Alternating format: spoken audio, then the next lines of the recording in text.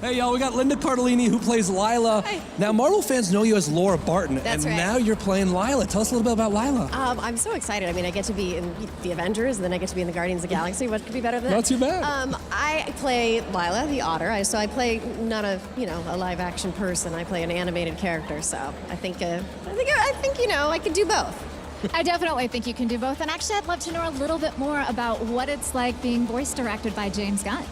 Oh, it's great. I've known James forever, and I love him so much. And so it was really fun to get a chance to work together again. And it was on set. We were wearing, mocap suits and working together with Michaela and awesome. I mean, it was just, and Sean, it was just so much fun. And we really got to do some great acting, which then gets translated into, or some great scenes anyway, and gets translated into these characters. It's really fun to see what that's going to turn out to be like.